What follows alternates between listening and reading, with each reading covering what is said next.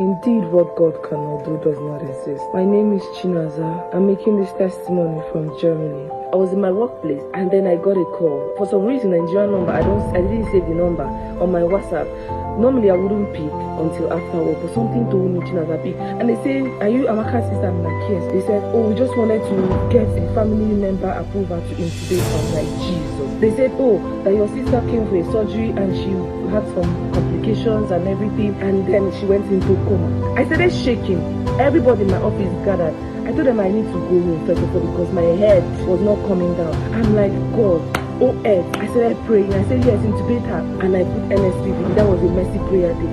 And I started praying. I prayed like never before. And I got back to the doctor, and the doctor was like, it's not looking good. The report was not looking good. That the blood, she brain damage fluid that went into her brain, and that even if she recovered, that she might not have like brain function and all this kind of thing. I said, the devil, you are a bastard. You are a liar.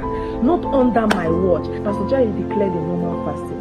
And then I wrote in my family WhatsApp group and I told them that we're going to start a fasting. Because my first day, my sister was in coma. Second day, third day, I started this fasting. What that Pastor Jerry was doing, and I was praying and I was fasting. And I said, God, you see that miracle that sounds like a lie? When the doctor comes the next day, that she's going to be responding. In the night, I called them and asked them, she responded. They say that she has been trying to open her eyes and everything. She's struggling. Put them at, they should tell them to move that stuff from her mouth. Remove that stuff from her mouth. She's trying to breathe. They say, no. I told my husband, I want to fly back to Nigeria. I say, what are you going to do when you get there? And then the doctor was like, oh, they're going to go and check her for her brain activities and everything.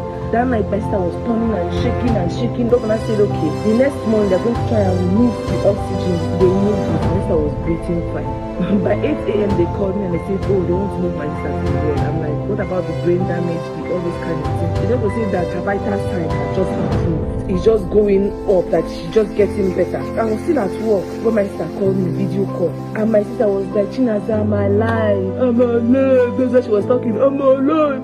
I'm alive. Thank you, Jesus. Your prayer have saved me. I'm like, hey, God is good. The next afternoon when I called my sister, she was visiting with her friends that came to see her from Abuja. The next time I called my sister, she was like, I need to go back because I cannot stay here. See somebody that they were saying brain damage. She will not be herself. She's going to do this one. She's going to learn how to talk. She's going to do that one. She's going to do that. God showed up and show off. God is good. In this altar, God has been faithful to me. I am sorry, Pastor Jerry, that I've been waiting to gather the testimony and come to Abuja to testify. Pastor Jerry, the oil on your head will not run dry. Not only did you teach me how to pray, my faith has risen. What you are raising is an army, a walking gladiator. I'm coming back to Abuja, to the altar of fire, to give my testimony. Pastor Jerry, make I stop here. God bless you. God bless you.